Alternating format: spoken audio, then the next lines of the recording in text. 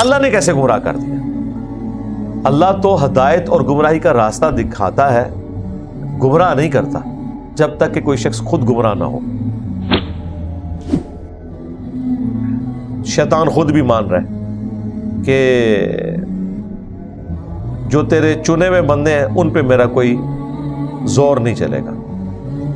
اچھا، اب دنیا میں اس طرح کی دھمکی اگر کوئی کسی بڑے بادشاہ کو لگائے تو اس بادشاہ کا جواب یہ ہوتا ہے کہ میں دیکھ لوں گا پھر تو کس طرح میرے بندوں کو گمراہ کرتا ہے، میرے بندے میں تک لاؤں گا۔ لیکن اللہ تعالیٰ نے اپنی مخلوق کی کوئی گارنٹی نہیں اٹھائی سوائے ان لوگوں کے جو خود اللہ کی طرف اپنی کمٹمنٹ شو کریں۔ انبیاء تو ہیں ہی ہیں، ان کے علاوہ کی میں بات کر رہا ہوں۔ بلکہ سورہ سبا میں تو اللہ تعالیٰ نے فرمایا کہ شیطان نے اپنا گمان سچ کر دکھایا اور اکثریت اس کی پیروکار بن گئی۔ اچھا، جو اس نے وعدہ کیا تھا اللہ کہہ رہا ہے کہ اس نے پورا کر دیا۔ شیطان نے اپنا کام پورا کر لیا، انسان نہیں کر رہا۔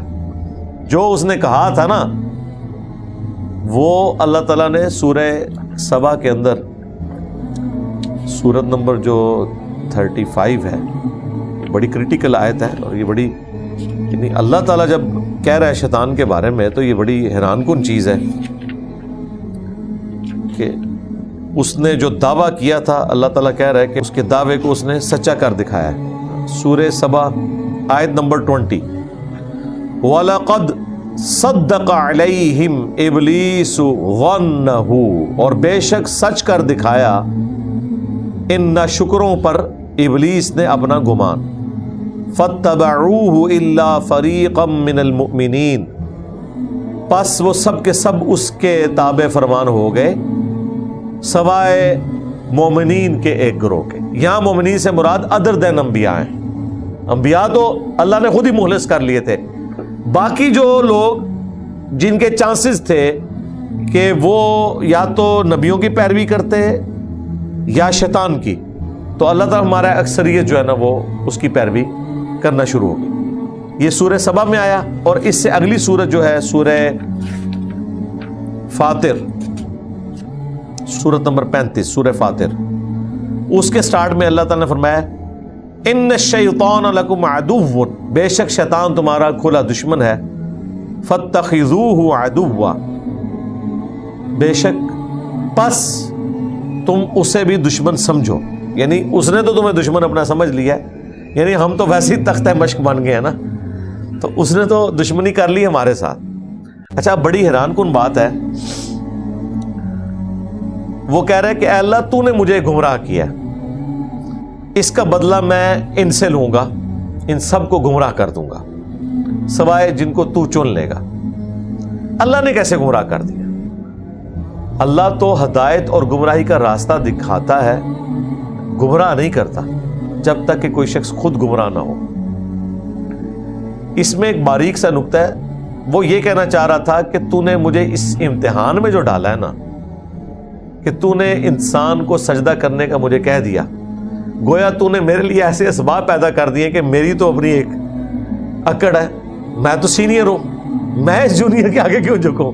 یہ اصل میں وہ کہہ رہا تھا کہ میں اتنا سینئر، اتنے عرصے سے عبادت کر رہا، اس کو ابھی تو نے بنایا ہے، اور بنایا بھی مٹی سے ہے، اور مجھے یہ کہہ رہا ہے کہ میں اس کے آگے جھک جاؤں، تو لہٰذا تو نے مجھے گمراہ کیا ہے، میری سینئرٹی کا خیال ہی نہیں رکھا، ایک جونیئر کے آگے مجھے جھکا دیا ہے۔ وہ اصل میں یہ کہہ رہا تھا کہ تو نے مجھے گمراہ کیا ہے، یعنی تو نے مجھے اس امتحان میں ڈالا، تجھے پتا تھا کہ بھی میں تو سینئر ہوں، میں تو نہیں اس طرح جھکوں گا۔ ٹھیک ہے، سینئر بندے میں تو اپنا ایک تکبر ہوتا ہے، جب تک کہ وہ تابع فرمان نہ ہو جائے اپنے رب کا۔ تو اس نے کہا تو نے مجھے گمراہ کیا ہے، یہ اسباب تو نے پیدا کیے، نہ تو اس امتحان میں مجھے ڈالتا تو نہ میں ناکام ہوتا۔ تو یہ اس نے اپنے گناہ کا عذر پیش کیا جو بالکل غلط تھا۔ اس کی وجہ یہ ہے کہ رب کا حکم ہے، اس کے آگے تو پھر کسی کی نہیں چلنی چاہیے۔ اگر رب ماننا ہے پھر حکم آپ نے ماننا ہے، پھر آپ نے ڈسپلن کو فالو کرنا ہے۔ اور یہ صرف اللہ اور مخلوق کا معاملہ نہیں ہے، نبی علیہ السلام نے بھی اپنے بارے میں فرمایا کہ اگر میں کسی ناک کٹے حبشی کو تم پر امیر مقرر کر دوں اور پھر اس کو جنرلائز کیا ہے، صرف اپنے تک نہیں، خلفائے راشدین کے لیے بھی، اور کہا کہ اگر تم پر امیر کی طرف سے کوئی ناک کٹا حبشی، ایک حبشی کالا اوپر سے ناک بھی اس کا کٹا ہوا، وہ مقرر کر دیا جائے تو تم پر اس کی اطاعت واجب ہے۔ ایگو توڑی ہے نا، اور یہ نبی اسلام نے اپنی زندگی میں کی ہے۔ لشکر اسامہ میں یہی تھا، حضرت ابو بکر اور عمر کو انڈر دے دیا ہے ایک نوجوان لڑکے کے جو ٹین ایجر ہے، 16-17 سال کا۔ اب ظاہر ہے کس کی جرت ہے آگے حضور سے بات کرے، کبھی کسی کو بھیجتے ہیں کبھی کسی کو بھیجتے ہیں۔ نبی اسلام جلال میں آئے، آپ ممبر پہ چڑھ گئے، آپ نے فرمایا اس سے پہلے تم اس کے باپ کے بارے میں بھی یہی کچھ کرتے تھے، اسے غلام زیادہ سمجھتے تھے نا، زید ابن حارثہ کو۔ تو نبی اسلام نے زید ابن حارثہ کو امیر لشکر بنا کے بھیجا ہوا تھا غزوہ موتا کے اندر، وہ تو شہید ہو گئے تو بعد میں خالد بن ولید آئے نا۔ اور اب آپ لشکر اسامہ روانہ کر رہے تھے دوبارہ سے رومن امپائر کے خلاف، اور ان کے بیٹے کو لگایا تاکہ ان کی دل جوئی بھی ہو، اور حضرت ابوبکر عمر کو ان کے انڈر دیا ہوا۔ تو نبی الاسلام اس طرح کے معاملات اس لیے کرتے تھے تاکہ اس بت پرستی کو توڑا جائے۔ اس طریقے سے بخاری مسلم میں آتا ہے، حضرت عمر بن عاص کہتے ہیں مجھے نبی الاسلام نے ایک جہادی مہم کے اوپر روانہ کیا اور امیر مجھے بنایا، حضرت ابوبکر عمر ہمارے ساتھ تھے، تو مجھے گمان ہوا کہ شاید میں کوئی بڑا محبوب ہو گیا ہوں۔ تو میں نے کہا یا رسول اللہ بتائیں آپ کو لوگوں میں سب سے بڑھ کر محبوب کون ہے؟ فرمایا عائشہ۔ کہا نہیں یا رسول اللہ میں مردوں میں پوچھ رہا تھا۔ کہا کہ عائشہ کا باپ پوچھا، اس کے بعد کہا عمر، پھر کہتے ہیں میں پوچھتا گیا، پھر میں خاموش ہی ہو گیا کیونکہ میرا نام نہیں آیا تھا، تو یہ نہ ہو کہ نام ذکر ہی نہ ہو، حالانکہ امیر ان کو بنایا ہوا تھا۔ تو یہ ضروری نہیں ہوتا کہ کوئی افضل شخص ہے وہی امیر بنے، کوئی دوسرا شخص بھی، کوئی جونیئر بھی سینئر کے اوپر آ سکتا ہے، اور اس میں کسی سینئر کو برا نہیں منانا چاہیے۔ تو یہ شیطان کی جو یہ بات تھی نا کہ تو نے مجھے گمراہ کیا ہے، کیونکہ تو نے مجھے یہ حکم ہی ایسا دیا ہے جو مطلب میرا تو ایک اپنا ایک لیول ہے، میں ان کے آگے جھکوں، تو اس لیے تو نے مجھے گمراہ کیا ہے، تو اب میں اس کا بدلہ اتاروں گا اور یہ جتنے جونیئرز ہیں ان کو گمراہ کر دوں گا، ٹھیک ہے، کیونکہ میں سینئر تھا تو میں تو ہوا گمراہ ان کے پیچھے، اب میں نے کوئی جونیئر بھی نہیں چھوڑنا، ان ساروں کو تیرا نافرمان بناؤں گا، الا عبادک منہم المخلصین، سوائے جو تیرے چنے ہوئے بندے ہیں۔ تو اللہ تعالیٰ نے اس کے جواب میں یہ جو دھمکی تھی نا، اس دھمکی کو اللہ تعالیٰ نے ریبٹل نہیں کیا کہ میں دیکھتا ہوں کس طرح تو میرے بندوں کو ہاتھ لگاتا ہے۔ اللہ نے کہا قال ھذا صراط علی مستقیم، اللہ تعالیٰ نے فرمایا یہ ہے میرا راستہ جو میری طرف آتا ہے، سیدھا راستہ، یہ تو میں نے راستہ واضح کر دیا۔ ان عبادی لیس لک علیہم سلطان، بے شک میرے بندے جو ہوں گے ان پر تیرا زور کوئی نہیں ہوگا، الا من اتبعک من الغاوین، ہاں جو خود ہی تیری پیروی کرنا چاہیں، گمراہ ہونا چاہیں، ان کا معاملہ الگ ہے، باقی میرے بندوں پہ تیرا زور کوئی نہیں ہوگا۔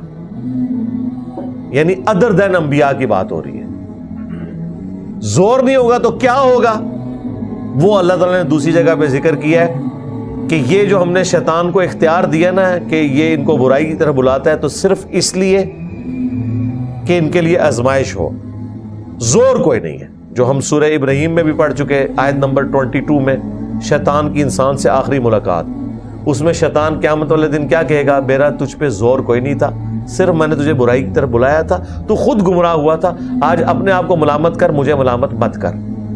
یہاں پہ بھی اللہ تعالیٰ فرما رہا ہے کہ شیطان کا زور کوئی نہیں ہوگا، یعنی ایسا نہیں ہوگا کہ کوئی شخص نماز پڑھنے کے لیے مسجد میں جائے اور شیطان اسے راستے میں روک لے، زور نہیں ہوگا، صرف دعوت ہوگی، دعوت نیکی کی انبیاء دے رہے ہوں گے اور برائی کی دعوت شیطان دے رہا ہوگا، مرضی انسان کی اپنی ہوگی کہ وہ حق کے راستے پہ چلنا چاہتا ہے یا نہیں چلنا چاہتا۔ انا ہدیناہ السبیل، بے شک ہم نے راستہ دکھا دیا ہے ہدایت کا، اما شاکرا و اما کفورا، خواہ شکر گزاری کی روش اختیار کرو، خواہ نہ شکری کی۔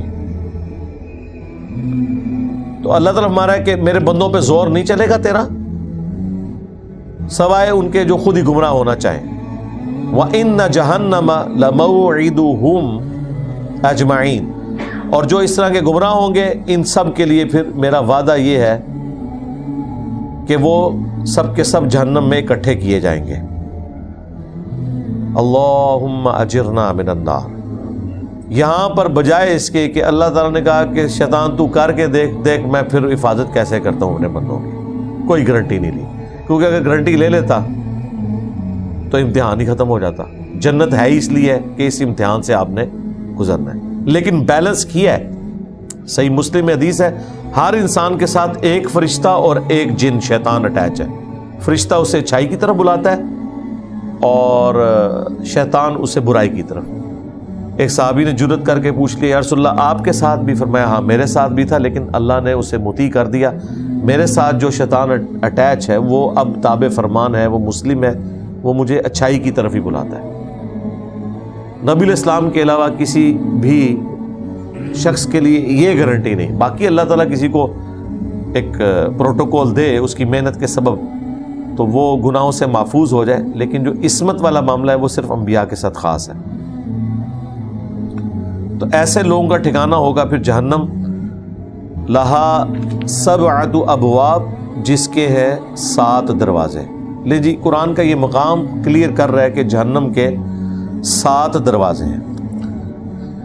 جنت کے 8 دروازے ہیں، اس کا ذکر آیا ہے بخاری اور مسلم کے اندر کہ جنت کے 8 دروازے ہیں، باقاعدہ ان کے نام آئے ہیں۔ اور صحیح مسلم میں تو بڑی مشہور حدیث ہے کہ جو وضو کے بعد ایک دفعہ پڑھ لے، اشہد ان لا الہ الا اللہ وحدہ لا شریک لہ واشہد ان محمدا عبدہ ورسولہ، تو جنت کے 8 دروازے اس کے لیے کھول دیے جاتے ہیں، جس دروازے سے چاہے وہ داخل ہو، یعنی ایک پروٹوکول کے طور پر۔